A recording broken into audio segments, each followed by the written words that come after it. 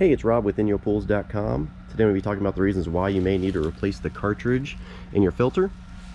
So the other day I noticed that my pump wasn't fully priming. I was only filling up about halfway. I ruled out it being a suction side air leak, so I suspected it may be a dirty filter. So I took the filter out, ran the system without the element, and it instantly primed and it was okay. So the next thing I tried was I cleaned this off with a hose, tried that, didn't work. Then I soaked it, still didn't work.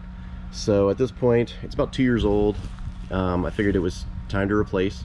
So I ordered a new Pure Line replacement cartridge, put that in, and now it's working like a champ. The PSI is very low again. But some other reasons why you may need to replace the cartridge.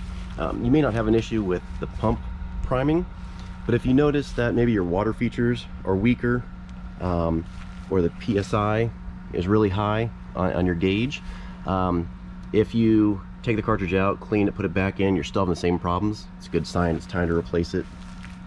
Some other things to look for, look at the top and bottom and see this one's cracked, so that's usually a good sign that the cartridge is pretty old, needs to be replaced.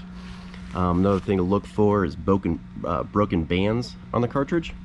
These are in good shape, but a lot of times on older cartridges they'll split, they won't keep the pleats together, and then stuff can bypass the cartridge.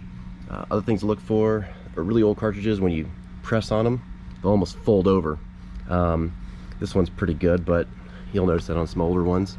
But if you have any questions about this topic or anything pool or spa related, visit us over at InyoPools.com. Thanks for watching.